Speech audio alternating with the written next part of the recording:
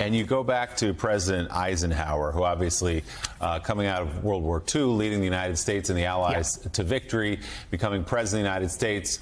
But, man, did he love a good game of golf. I always say, Willie, I roll my eyes when people criticize Donald Trump and Barack Obama for how much they play golf, because Dwight Eisenhower played 5 times as much golf as any of them. One thing I think is fascinating. So Eisenhower, from August to October, most years would go and play golf in Colorado. He would work, but he would play 36 holes a day. So one day he's playing golf. He's out there. I think it was 1953. He's out there playing golf. And John Foster Dulles, his Secretary of State, keeps bugging him, keeps wanting to talk to him on the phone. Eisenhower's getting annoyed. The doctor who was traveling with him said the veins are bulging on his neck because he's so annoyed at Foster Dulles. So at the turn, after the 9th hole, he treats himself to a hamburger with onions. Who among us can't relate to that?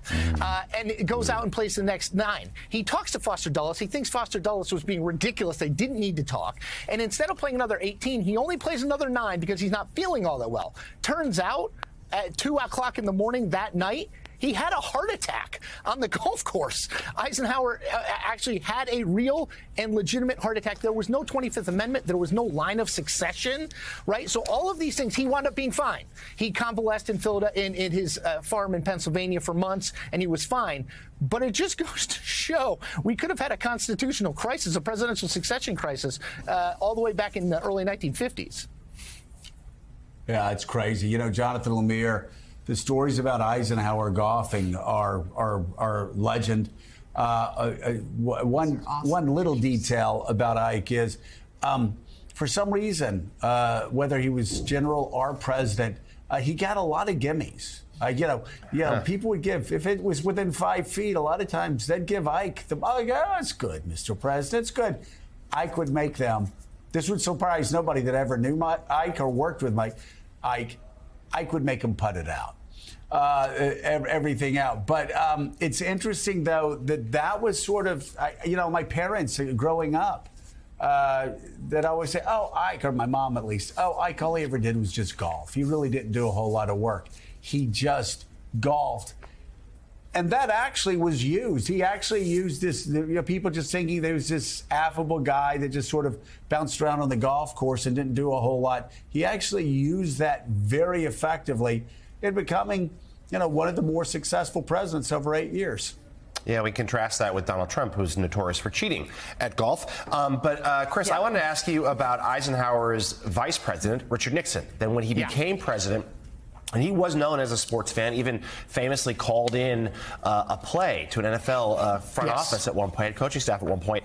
But you talk about his favorite sport and why it's so revealing to Nixon, the man, and the president. Yeah.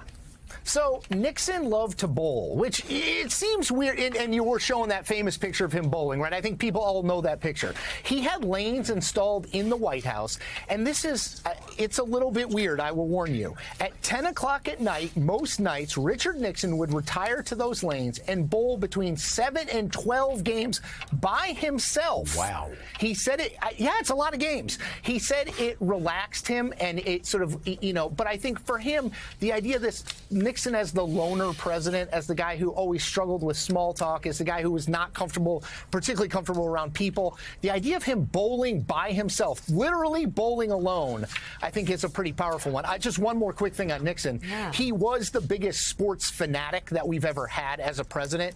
He knew the stats, the history, the players, particularly in baseball. He's the guy who would call in if there was sports talk radio back then. He would be calling in and complaining about, Aaron Judge's OPS is way lower than it needs to be. That was who Nixon was. Not a good natural athlete, by the way. He was sort of a tackling dummy at Whittier College when he played football. That's his best trait was that he would get up after getting knocked down, the coach said. But he was obsessed with sports. And a good bowler, as we see in those photographs. Nice release point, gets the leg up in the back. He's got the whole thing. If you play that much, you're going to get good. Nice outfit, too. He bowled a 230 at one point, 7 straight strikes. So, he was not a bad bowler. Wow. And bowling was cooler back then. That's one thing I'd say. Whoa, bowling's still cool, man. Okay, bowling's still cool, baby. Come on. That's what we do at our Christmas parties on Morning Joe. We go bowling. Exactly. Bowling at 9:30 in the morning. Big Lebowski. Nice empty lanes. Power Sport players, sports politics, the American presidency is a lot of fun. We've only scratched the surface, including the fact that President George H.W. Bush, Bush 41, met Babe Ruth. We'll do the math on that one when you read the book. Chris Cillizza, congrats. Wow. Thanks for being here. Good to see you.